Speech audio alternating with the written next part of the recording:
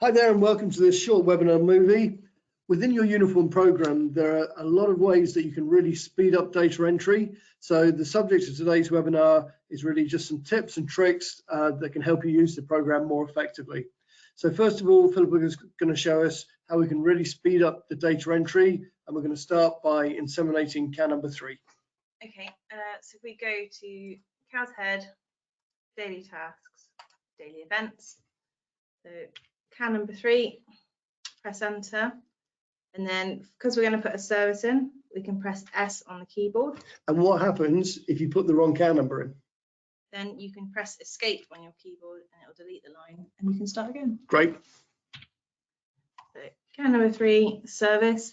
So then with the date you can type it in, or you can do a little drop down for the calendar, or you can press the plus and minus keys on your keyboard. Now if we press enter again, then we're going to put in what kind of service we're doing. So for this one, we're going to do DIY. Select which bull we've used. We can then select whether it's gender sorted or not. Quantity, who did the service, the reason, and then you can put a comment in. And then once we've hit enter again, we get a little green tick at the end, and if you hover over it, it'll give you an overview of the information you've entered in.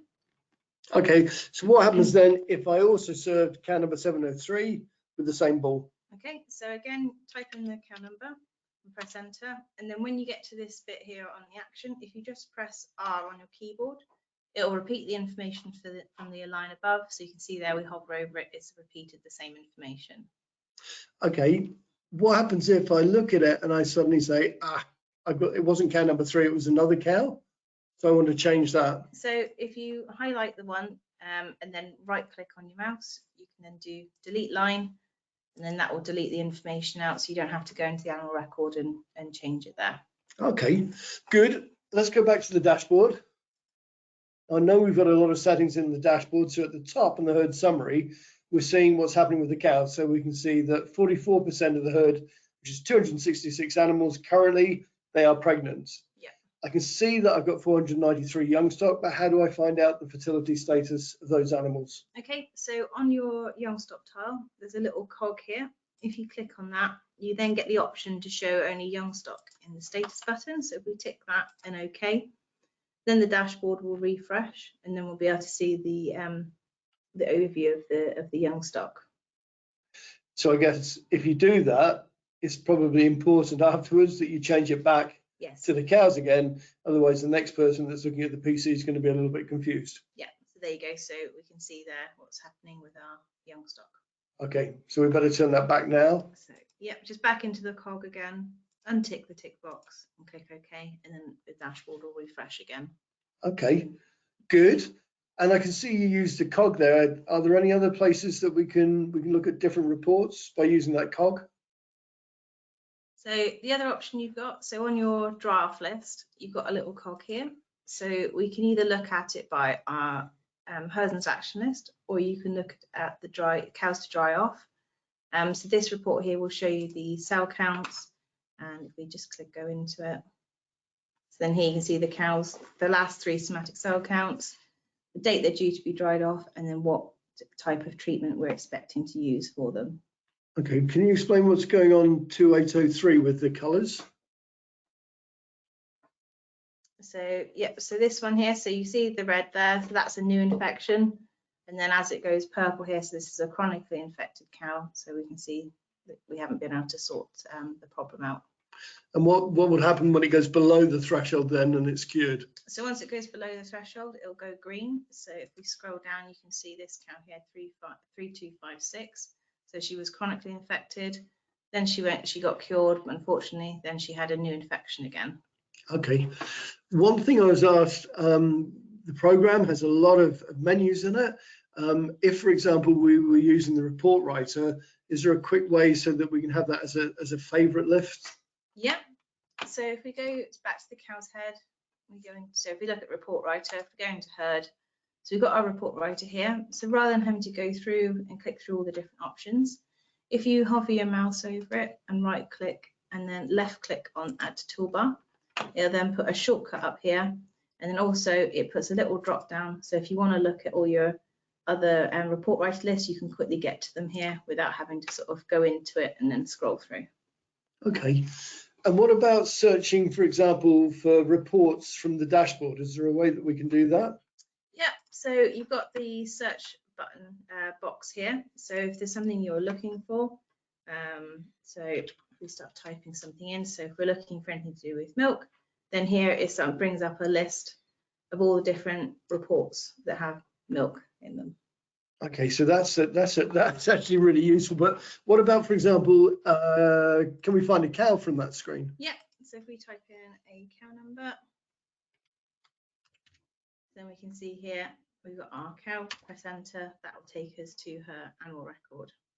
Okay, one question that I had yesterday was they have milk meters but no official recording.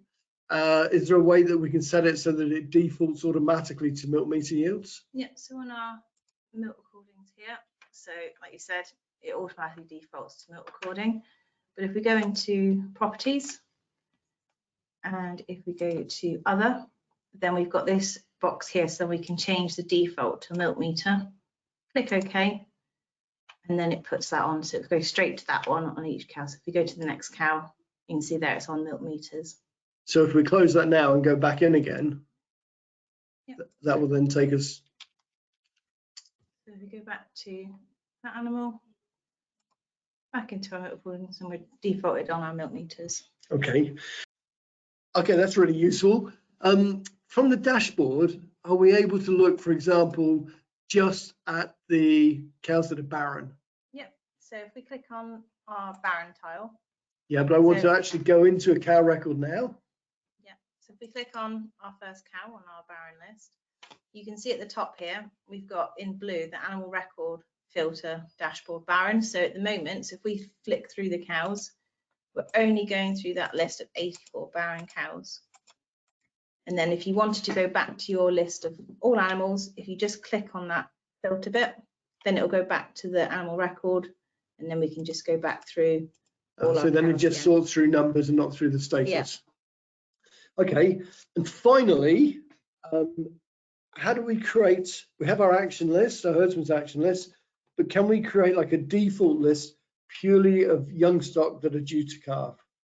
Yeah, so if we go into our calving block here, so at the moment, if we go into properties, so at the moment we've got everything in here at the moment. Yeah. So if we want to do a separate one, so our dashboard one will be for our cows, and we'll do a separate one for our young stock. So down at the bottom here, you've got this save preset as. So if we click that, it'll then ask you to give a new name. So if we do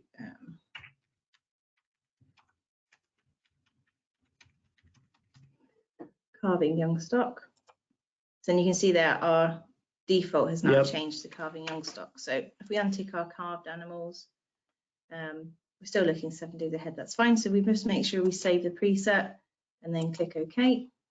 Then this will give us a list of all our young stock due to calve in the next 7 days. Okay. And how would I find that report again? So you can either do it from the herdsman's action list. So if we close that, so you can go into your action list, herdsman's action list, and then under properties, you've got a little drop down. Then you can go into your calving young stock. Or if you want to make life a little bit easier, we go back one, you can add it to a toolbar, and then again, you can use a little drop down and go straight to it. So that's like your favorite, that would be like a list of favorites up there. And finally, occasionally we get asked, can we save a report into, for example, Excel?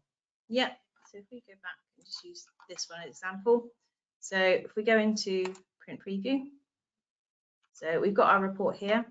When you go up to save, you then, so it's defaulted to a PDF, but if you wanted to save it as an Excel, if you click on the drop down, you've then got the option to do PDF, Word file, or Excel file. And you can just save that with its own name? Yeah, so you can just put anything in and then save it, and then that will save that as an Excel. Okay, great. Good. As ever, if you have any questions, please call the help desk. We hope that hopefully showed you some things in the program that you haven't used before, and we hope that really speeds up your data entry and helps guide you through the program. So thanks a lot for listening.